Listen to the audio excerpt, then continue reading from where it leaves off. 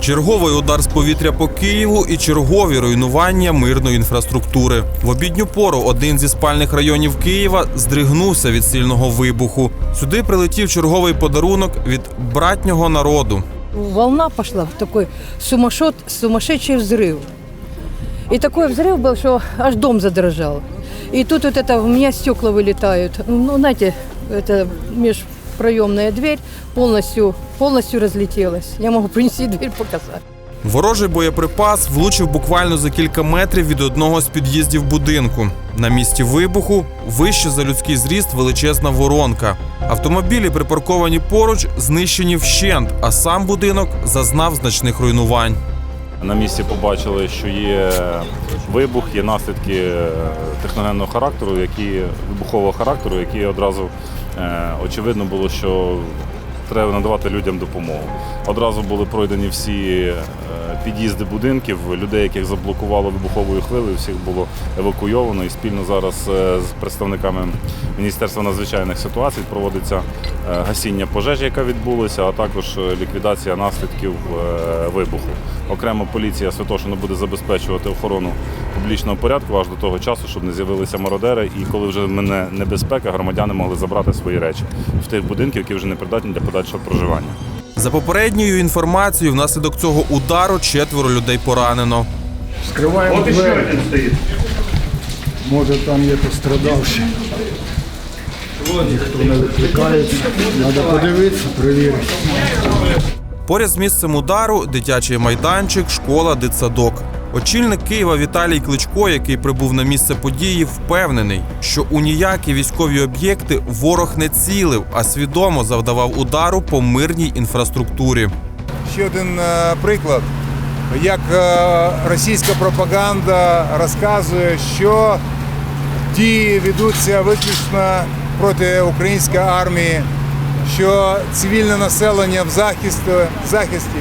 Ми бачимо 50 метрів дитячий садок, 100 метрів знаходиться школа.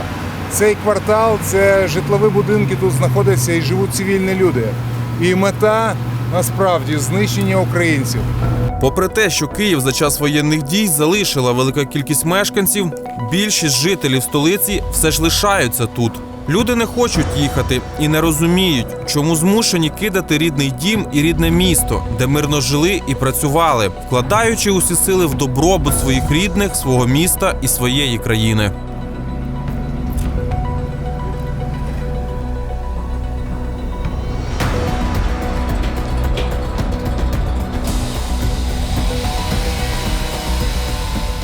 Як правило, ворог завдає ударів по столиці переважно вночі. Цього ж разу такого удару було завдано вдень, і це досить тривожний сигнал, тому що вдень, як правило, в будинках перебуває більше людей, адже вночі люди, як правило, ночують саме в бомбосховищах.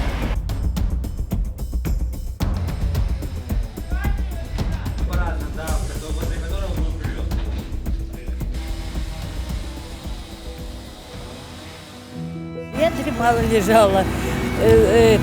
В это время такой страшный выбух был, что с полки там внучки попадали, там какие-то бутылки, что-то. И кот так запрятался, я его не могла найти. Звала. Потом он через минут 10 успокоился, вылез. А потом я пошла на кухню, смотрю, оттуда вот дым так идет. И это самое, понятно, думаю, надо будет потом выйти.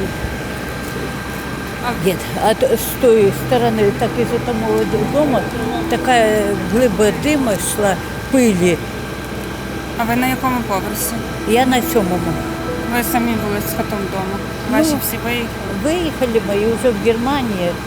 А ви не захотіли чи нема куди? Не хочу я. Зачем? Я говорю, если убирать, то дома буду умирать. Мне надо до Германии. Як показує хід війни, удари російських ракет несуть небезпеку насамперед для мирних жителів столиці.